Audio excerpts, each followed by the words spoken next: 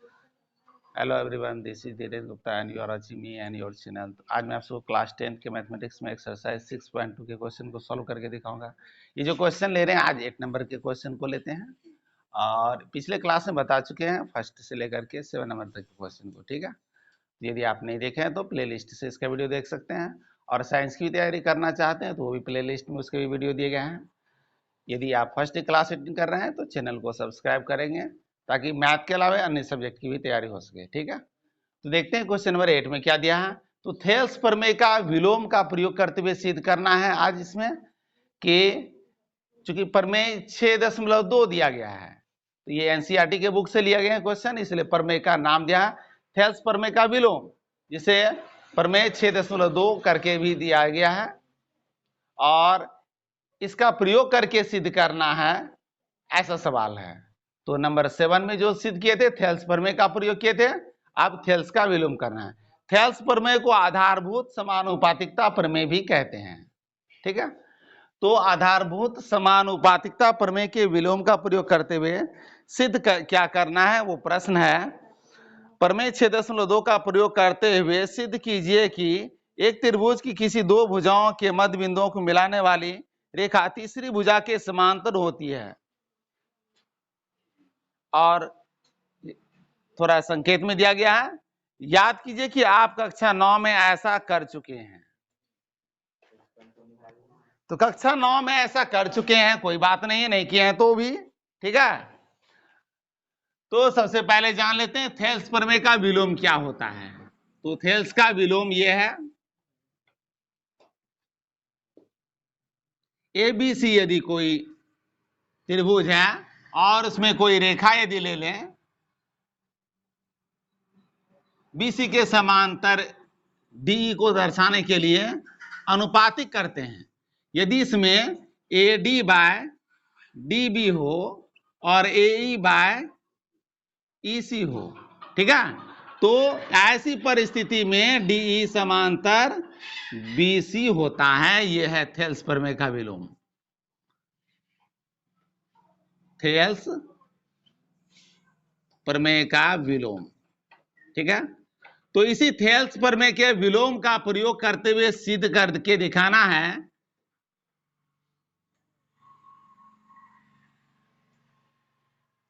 प्रश्न क्या है उसको समझ लें। यहां सिद्ध करके दिखाना है कि एक त्रिभुज की किन्हीं दो भुजाओं के मध्य बिंदुओं को मिलाने वाली रेखा तीसरी भुजा के समांतर होती है। जरा क्वेश्चन फिर से समझ लें। नंबर 8, एक त्रिभुज दिया गया है, इसमें इस त्रिभुज में दो भुजाओं के मध्य बिंदु, अब मान लेते हैं ए बी और ये सी त्रिभुज है, ठीक है। ए बी का मध्य में, मध्य मतलब मिडिल पॉइंट, बीच में लेना है, ठीक है, ताकि दोनों ही हिस्सा बराबर हो जाए। ये बिंदु डी है, और इसी तरह कहा गया दूसरे भी भुजा में मध्य बिंदु लेना है, तो इसके भी मध्य में एक बिंदु ले लेते हैं, ये ले लेते हैं, तो डी के बाद ई कर देते हैं इस बिंदु का नाम। अब इन दो बिंदुओं को मिलाने पर जो रेखा बनती है, डी बनती है, डी बीसी के समांतर होती है, यही सिद्ध कर देना है। तो डी बीसी के समांतर होते, डी बीसी के समांतर होते, थेल्स प्रमेय का विलोम सिद्ध करता है। तो कैसे थेल्स प्रमेय का विलोम में पहुंचेंगे, ये देखते हैं। तो पहले देखते हैं क्वेश्चन में क्या क्या दिया हुआ है, उसको लेते हैं। तो दिया है त्रिभुज ए बी सी में, मान लेते हैं नाम वो दिया गया, त्रिभुज का नाम एबीसी है, ठीक है, और इसमें ए डी, यानी कहने का तात्पर्य है A D equal to D B. A D का, ए बी का मध्य बिंदु डी है, तो दोनों हिस्सा बराबर है, अर्थात ऐसा है। और साथ में एक और दिया गया, तथा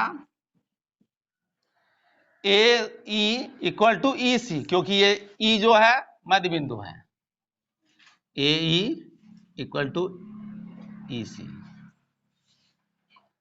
इतना दिया गया है, सिद्ध क्या कर देना है, सिद्ध करना है, यहां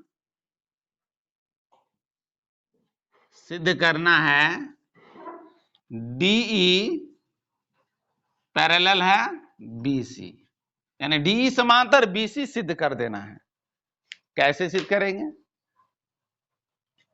इसमें कोई रचना करने की आवश्यकता नहीं है, प्रमाण में चलते हैं। तो प्रमाण करने के लिए सबसे पहले दिया गया क्या है वो अनुपात को लेते हैं। तो दिया है यहां AD इक्वल टू DB, ठीक है। तो AD इक्वल टू DB दिया है। तो AD और DB को यदि इक्वल है तो AD बाई AD, यदि AD इक्वल टू DB दिया है, ठीक है, फिर से समझ लेते हैं। तो AD और DB बराबर है। यदि यहाँ 4 है ये, ठीक है, दूसरा भी 4 है, तो 4 बाय 4 करेंगे तो कितना आएगा? 1। क्रॉस करेंगे तो आता है ना 1। तो इक्वल वाला का जब अनुपात कर लेते हैं, यानी मान लेते हैं इसको 1 से मल्टीप्लाई होगा, इधर भी 1 से मल्टीप्लाई होगा, इस कंडीशन में क्या होता है, इसमें बाय AD बाय DB यदि कर दे तो इक्वल टू होगा 1। नंबर इक्वेशन फर्स्ट हो गया तैयार। सेकेंड बनाएंगे इसी तरह से। सेकेंड कैसे बनाते हैं जरा देख लें। पुनः दिया गया है AE equal to EC, AE equal to EC, ये दिया है, ठीक है, और ये भी दिया है। अब ऐसी स्थिति में क्या करेंगे? अब फिर उसी तरह से AE बाई EC कर लेते हैं। AE by EC equal to होता है 1। अब जरा ध्यान देंगे दोनों में, इक्वेशन फर्स्ट और सेकेंड दोनों में देखते हैं, राइट साइड 1 है। जब राइट साइड 1 है तो लेफ्ट साइड क्या होगा? इक्वल होगा। अर्थात 1 और 2 से क्या सिद्ध होता है इधर? AD by DB equal to AE by EC। इसके आगे ऐसे बनेंगे समीकरण 1 तथा 2 से। समीकरण 1 और 2 से क्या सिद्ध होता है? AD by DB, AD by DB equal to AE by EC। इतना तो सिद्ध हो जाता है। अब जगह चित्र में समझें, AD by DB AE by EC हो तो थेल्स प्रमेय का विलोम कहता है DE समांतर BC। तो लिखना सिर्फ इतना है, इसलिए थेल्स प्रमेय के विलोम से या आधारभूत समानुपातिकता प्रमेय के विलोम से,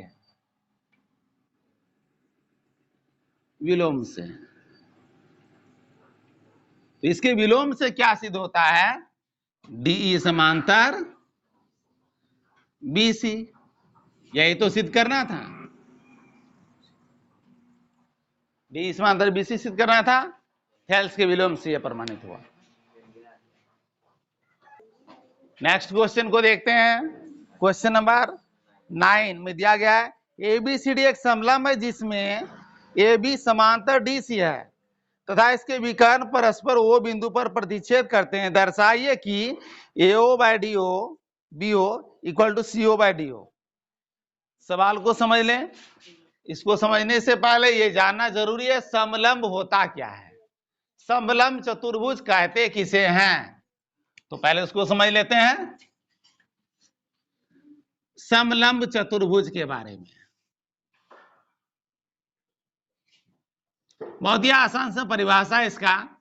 समलंब चतुर्भुज का चित्र यदि देखें तो इस तरह से होता है, अर्थात कम से कम एक भुजा को समांतर, भुजाओं का एक युग्म समांतर। यदि इसका नाम ABCD लेते हैं तो AB समांतर हो जाएगा DC, ठीक है। तो ये समलंब होता है। समलंब चतुर्भुज में क्या होता है? एक यानी दो भुजाएं समांतर होती है। यदि एक भुजाओं का युग्म कह सकते हैं या तो दो भुजाएं कहें, दो भुजाएं समांतर होती है, केवल दो भुजाएं समांतर होती है। अन्य भुजाओं के बारे में कुछ नहीं निष्कर्ष निकाला जाएगा।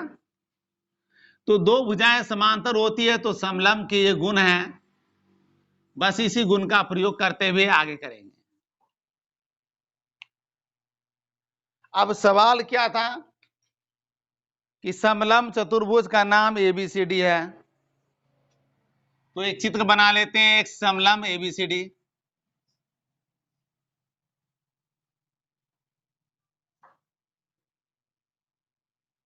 अब इस समलंब में ए बी और C D, A B C इधर आ जाएगा और डी इधर होगा, क्योंकि क्रम से ही लिखे जाते हैं। प्रश्न में क्या दिया है, तो दिया है समलंब चतुर्भुज ए बी सी डी में, इसमें क्या दिया गया है, ए बी जो है पैरेलल है डी सी का, ये दोनों समांतर है, ठीक है, यही समांतर भुजाएं ए बी और डी सी है। साथ में दिया गया विकर्णों का प्रतिच्छेद बिंदु, तो ए से सी को मिलाएंगे तो एक विकर्ण हो गया, और बी से डी को मिलाएंगे दूसरा विकर्ण हो गया। प्रतिच्छेद बिंदु हो गया वो, विकर्णों का प्रतिच्छेद बिंदु ओ है, तथा विकर्णों का प्रतिच्छेद बिंदु ओ।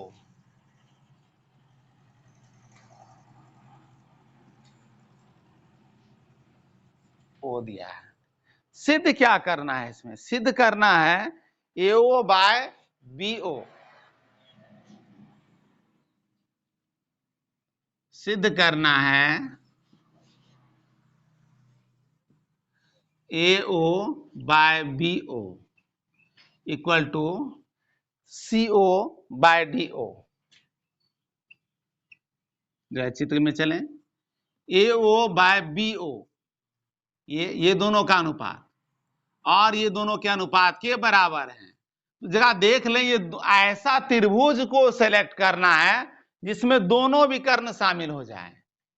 दो ऐसे त्रिभुज लेंगे जिसमें एक भुजा कॉमन हो और दोनों विकर्ण शामिल हो। जरा देखें वो त्रिभुज कौन सा है और कैसे लेते हैं। उससे पहले चूंकि ये थेल्स प्रमेय का प्रयोग करके सिद्ध करना पड़ता है, अनुपातिकता को जब भी सिद्ध करना हो तो थेल्स प्रमेय का प्रयोग करेंगे। तो इसके लिए क्या करते हैं, कुछ रचना कर लेते हैं, वो बिंदु से एक रेखा खींचते हैं जिसका नाम कर देते हैं इसमें ए बी के समांतर डी था, ई एफ कर देते हैं नाम इसका। ये रचना का कार्य हुआ, ठीक है। तो सबसे पहले प्रमाण से पहले रचना का कार्य किए हैं, फिर प्रमाणित करेंगे। ए ई एफ समांतर खींचे ए बी के, ई एफ समांतर ए बी खींचे। अब ये समांतर रेखा खींच दिए इसके, तो जरा ये देखें त्रिभुज ए बी डी एक त्रिभुज बन रहा है, और जान लें ए ओ किस में आता है, पहले उसको लेते हैं। ये ए डी जो है भुजा, इसको कॉमन करेंगे, ये त्रिभुज है और एक ये त्रिभुज है, ठीक है, दोनों ही स्थिति में हो जाता है ऐसा। अब पहले तो लेते हैं इस त्रिभुज में, क्योंकि ए ओ बाय बी ओ दिया है, तो ए ओ पहले आएगा कैसे, ये वाले त्रिभुज में। तो प्रमाण में सबसे पहले चलेंगे त्रिभुज ए सी डी में। यदि गलती से इसको भी पहले लिख लिए तो कोई बात नहीं है, आगे चल के क्रॉस कर लेंगे, ठीक है। इस त्रिभुज में क्या देखते हैं, यहां पहले क्या था, ए बी समांतर है डी सी, और रचना से क्या है, रचना से क्या पता चलता है इसमें, यदि यहां तक खीलेंगे तो ई ओ करेंगे, ई ओ समांतर ए बी है, जब ईओ ए बी के समांतर है, ईओ ए बी के समांतर है, ये दोनों, ये इसके समांतर है और ए बी इसके समांतर, ये दोनों भी समांतर होंगे ना, तो इसलिए ईओ समांतर डीसी। अब ये दोनों समांतर रेखाएं साबित होती है इस तरह से, इसलिए जब समांतर रेखाएं हो तो थेल्स प्रमेय से क्या होगा, थेल्स प्रमेय से क्या साबित होता है, भुजाओं का अनुपात समान होता है। A by E D, A by E D equal to होगा ए ओ बाय सी ओ, क्योंकि ओ आगे कर दिया गया है, यहां भी ध्यान में रखेंगे कैसे करके लिखा गया है, ठीक है। तो ये फर्स्ट इक्वेशन तैयार हो गया। सेकंड भी इसी तरह से बना लेंगे, दूसरे त्रिभुज, सिर्फ ये ध्यान में रखना है कौन कौन से त्रिभुज को लेते हैं, और हम पहले ही बता चुके हैं एडी भुजा जिस दो त्रिभुज में कॉमन आ रहा है, यानी दोनों में शामिल हो रहा है, वही त्रिभुज की बात करेंगे। एक ये त्रिभुज था, दूसरा किस में आएगा, ये त्रिभुज है, क्या नाम है, ए बी डी, त्रिभुज ए बी डी में। इस त्रिभुज में क्या देखते हैं, इसमें तो समांतर रेखाएं हैं, रचना से ये हो गया, ईओ समांतर ए बी, कैसे, तो रचना से, तो रचना से जब ये समांतर है तो थेल्स प्रमेय तो लग सकता है, इसलिए थेल्स प्रमेय से। तो थेल्स प्रमेय से क्या होता है, संगत भुजाएं अनुपातिक, अनुपात करेंगे। अब अनुपात में क्या करेंगे, इधर से ही अनुपात लेते हैं, ए ई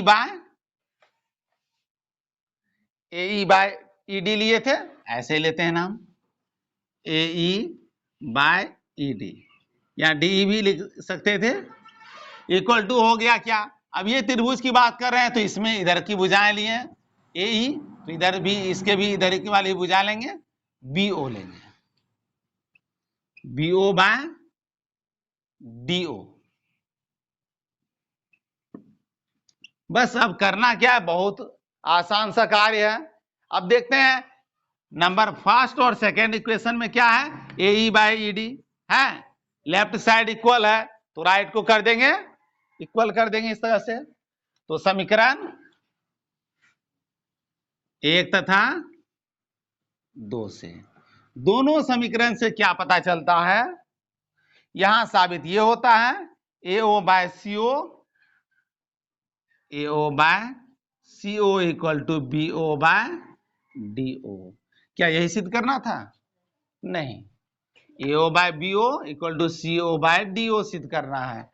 अब ये कैसे होगा, बहुत ही आसान है, विशेष कुछ करने की आवश्यकता नहीं है, बस कभी कभी होता है डिवाइड होता है जिससे, तो उसको क्रॉस करेंगे तो मल्टीप्लाई होगा, मल्टीप्लाई वाला डिवाइड हो जाता है। अब देखें एओ तो मैच कर गया, यहां क्या है बीओ, यहां क्या है सीओ, सीओ से क्या हो रहा है इसमें डिवाइड, तो इधर लाएंगे तो क्या होगा मल्टीप्लाई, यानी नीचे है तो ये ऊपर चला जाएगा, ये ऊपर है तो इधर आएगा तो नीचे, बस इतना ही तो करना है। तो ए ओ बाय बी ओ कर देंगे, इधर इसमें डिवाइड हो रहा था और ये डिवाइड हो रहा है, इधर मल्टीप्लाई होगा, इसमें मल्टीप्लाई होगा इसलिए इधर आके डिवाइड होगा, ठीक है, तो क्रॉस कर लिए, और ये सीओ ऊपर चला जाएगा बाय डी ओ, यही तो सिद्ध करना था, हो गया प्रूव। तो इस तरह से समलंब में AO by BO equal to CO by DO साबित होता है।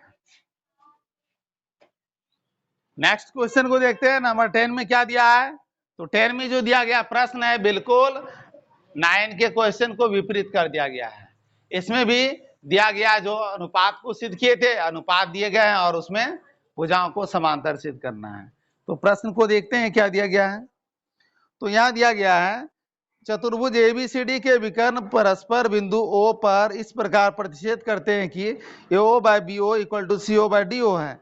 दर्शाइए एबीसीडी एक समलंब है ABCD समलंब कब होगा? जब दो भुजाएं कम से कम समांतर होगी। तो AB समांतर DC यही दर्शाना है, ठीक है। और थेल्स का विलोम का प्रयोग करेंगे इसको सिद्ध करने के लिए। तो चित्र बिल्कुल वैसे ही बनेंगे, सिर्फ इनका नाम जो है समलंब करके उल्लेख नहीं करेंगे, केवल एक चतुर्भुज के रूप में लेंगे, ठीक है। अब यहां क्या लिखेंगे? इसमें दिया है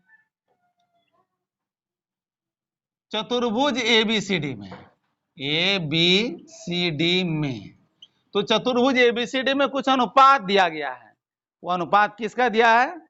विकर्णों का प्रतिच्छेद बिंदु पहले दिया गया है, वो है विकर्णों का प्रतिच्छेद बिंदु।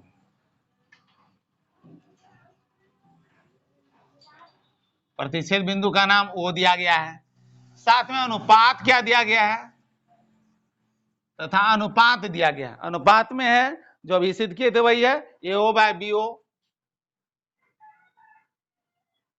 = CO/DO। ये अनुपात दिया गया है। सिद्ध क्या करना है? सिद्ध करना है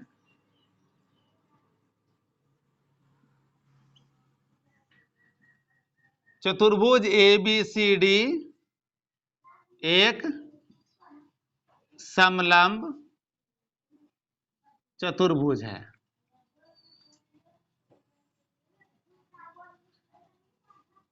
इसको सरल शब्दों में कहें तो अर्थात सिद्ध करना है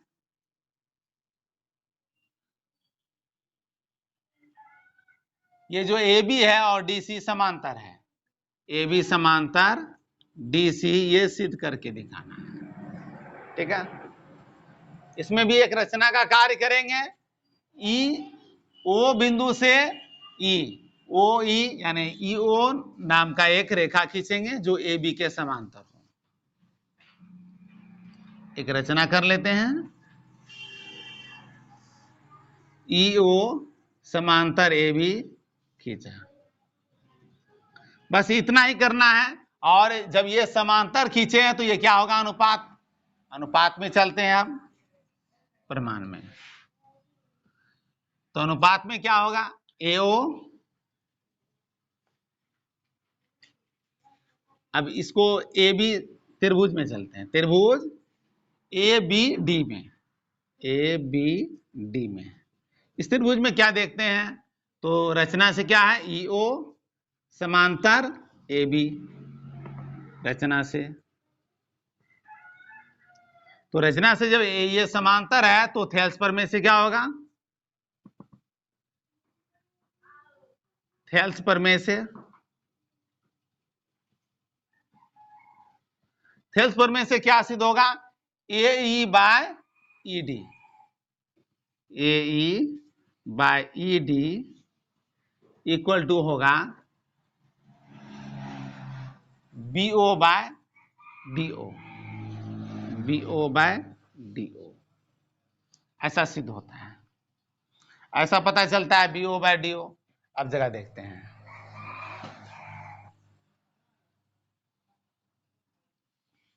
इसको नंबर 1 यदि कर ले तो अब यहां देखते हैं यहां क्या अनुपात दिया है। यहां दिए गए अनुपात को थोड़ा सरलतम रूप में करेंगे। दिया है क्या, उसको लेते हैं। दिया हुआ अनुपात है AO/BO इक्वल टू CO/DO। जैसे क्रॉस तभी किए थे उसी तरह क्रॉस कर लेंगे। यदि CO को इधर लाएंगे BO ऊपर आ जाएगा। इसमें ऐसा हो सकता है AO/CO इक्वल टू क्या होगा? BO/DO। बिल्कुल ये इक्वेशन सेकेंड हो गया। अब फर्स्ट और सेकेंड में देखते हैं BO/DO दिया गया है तो दोनों राइट साइड का सेम है तो लेफ्ट साइड का भी सेम होगा। आगे बढ़ते हैं। समीकरण 1 तथा 2 से, 1 और 2 से क्या दिया हुआ है? AE/ED, AE/ED इक्वल टू क्या होगा, ईडी इक्वल टू होगा एओ बाय सीओ। अब जरा चित्र में चले आते हैं, A E by E D, A O by C O ये है, तो अर्थात ये त्रिभुज कौन सा आ रहा है, इसलिए त्रिभुज ए सी डी में, ए सी डी में। अब त्रिभुज ए सी डी में क्या है, ये दोनों अनुपातिक है, तो त्रिभुज ए सी डी में क्या होगा, थेल्स प्रमेय के विलोम से, थेल्स प्रमेय के विलोम से।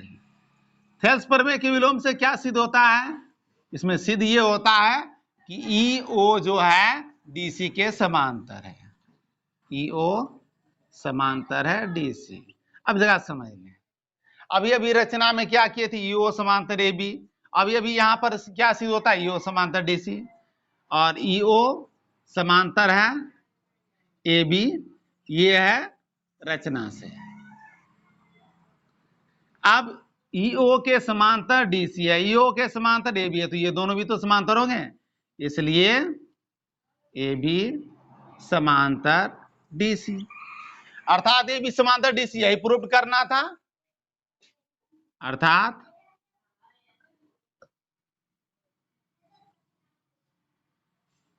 चतुर्भुज ए बी सी डी एक समलंब है, प्रूव्ड। तो इस तरह से क्वेश्चन नंबर 10 तक ही क्वेश्चन दिए गए हैं नंबर 6.2 एक्सरसाइज में। तो नेक्स्ट क्वेश्चन, नेक्स्ट चैप्टर को नेक्स्ट क्लास में लेंगे, ठीक है।